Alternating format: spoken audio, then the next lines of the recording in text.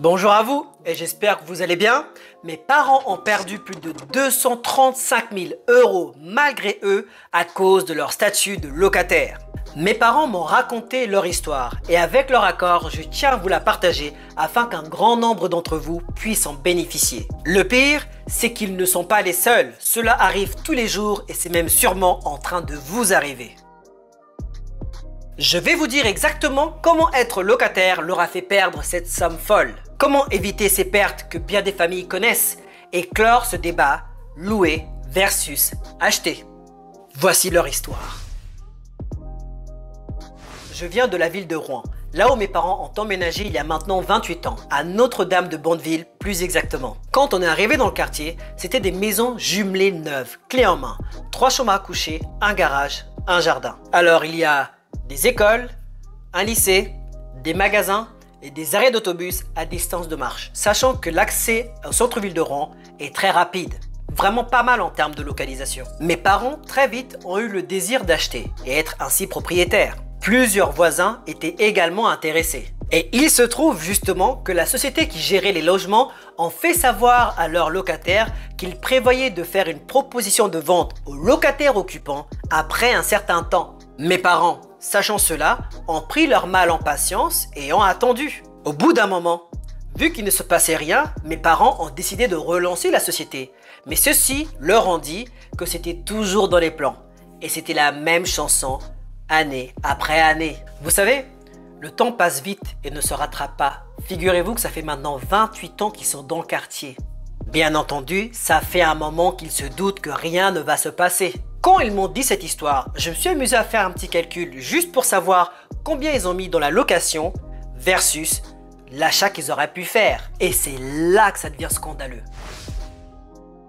Alors, sur les 28 ans, mes parents ont payé en moyenne 700 € par mois. À l'année, donc multiplié par 12, ça fait 8 400 € par an. Donc, sur 28 ans, on fait 8 400 € multiplié par 28, ça fait 235 200 € qu'ils ont payé dans la location.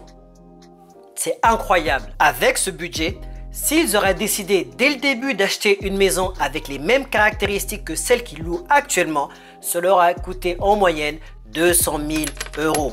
Je ne suis pas un expert rouennais, mais c'est ce que j'ai remarqué dans les fourchettes hautes. Donc, si on prend au pied de la lettre le calcul que je viens de faire sans considérer les taux d'intérêt ou d'autres variantes, ils auraient fini de payer leurs biens il y a environ 4 ans. Clairement, ce que je trouve dommage, c'est quoi? C'est qu'ils ont donné cet argent à cette société dans l'espoir d'être un jour propriétaires, alors qu'ailleurs, ils auraient pu acheter et n'auraient plus de prêts à rembourser depuis un moment. Cet avis est partagé par mes parents qui savent qu'ils sont responsables, mais à l'époque, ils ne pouvaient pas savoir. À part l'argent qu'on perd, il y a le temps et la motivation.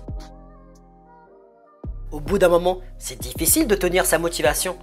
Des fois, on peut même se dire, à quoi bon être motivé quand on est proche de la retraite? Et même si on est motivé, proche de la retraite, les banques, c'est difficile de vous accorder un prêt à cet âge-là. Ah, c'est normal. Voilà donc comment ils ont perdu plus de 235 000 €. Mais tenez-vous tranquille, cette histoire est arrivée à beaucoup de familles de leur génération et de nos générations. Pire, certaines familles louent depuis 35 voire 40 ans. Faites le calcul maintenant. Oui, je sais, l'argent ne fait pas le bonheur, etc., etc., etc. Mais quitte à payer une somme chaque mois, autant mieux le mettre dans votre maison, dans votre habitation, dans votre foyer. Je sais que certains pensent que louer coûte moins cher. Vraiment?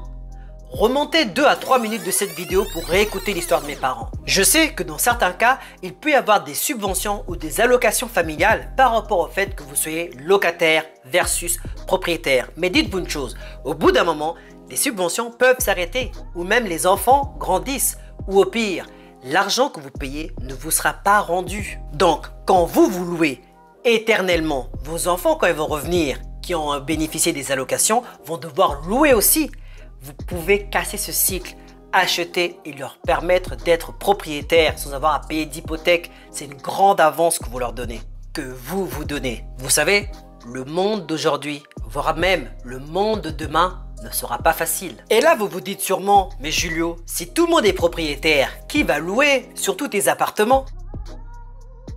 Déjà, c'est pas tout le monde qui peut être propriétaire, comme je l'ai déjà expliqué dans le lien qui apparaît juste ici. Au passage, si ces informations t'intéressent, je t'invite à t'abonner et à activer la cloche des notifications pour ne rien manquer de ces vidéos qui t'apporteront du très bon contenu orienté mindset et immobilier chaque dimanche. Comme je l'ai expliqué, il y a des moments où il est préférable de louer avant d'acheter. Ensuite, plusieurs de mes locataires sont déjà partis pour acheter leurs propres biens et je suis heureux pour eux. D'ailleurs, je suis conscient que c'est pas tout le monde qui est en position d'acheter, comme certains étudiants, des personnes âgées ou même simplement des personnes qui n'ont pas encore le budget. Enfin, mon but c'est de pas garder des locataires pendant 50 ans, mais qu'il y ait un roulement naturel comme il y a actuellement de 2 à 3 ans afin que je puisse faire des rénovations et ainsi des augmentations de loyer. Après tout, cette expérience a bien servi à mes parents. Ils ont pu me transférer certains précieux conseils que j'ai appliqués que eux n'ont pas reçus quand ils venaient d'arriver. Et servez-vous-en, c'est un cadeau de leur part. Cette expérience a donc permis de rectifier le tir pour d'autres générations. Rappelez-vous, c'est en faisant des erreurs ou en rencontrant des obstacles que l'on s'améliore. Je peux vous dire que sur un aspect financier, mes parents sont un exemple d'éducation financière. Sans eux, rien de ce que j'ai fait ou réalisé n'aurait été possible. Papa, maman, je vous aime. Donc, quand vous pouvez acheter, des raisons pour ne pas acheter, il y en a beaucoup. Et des fois, on ne sait pas ce qu'on ne sait pas. Mais c'est là qu'il faut se renseigner, faire un plan d'action afin d'aboutir à un achat. Je comprends que c'est pas tout le monde qui a accès aux informations, donc n'hésitez pas à poser des questions et à vous éduquer financièrement. Je peux comprendre que beaucoup de personnes préfèrent louer plutôt que d'acheter, mais si vous le faites toute votre vie, c'est jeter l'argent par les fenêtres. Moi, je m'appelle Julio. Mon but, faire des vidéos orientées mindset et immobilier afin qu'un maximum de personnes comme moi, parties de rien, puissent atteindre l'indépendance financière. Donc dès maintenant, je t'invite à liker, t'abonner et partager cette vidéo tout autour de toi à des personnes qui hésitent entre louer, acheter ou alors qui louent depuis bien trop longtemps. Stop, on arrête de jeter l'argent par les fenêtres. Moi, sur ce, je vous laisse avec 2 vidéos, celle-là ou celle-là. Faites votre choix. À la semaine prochaine.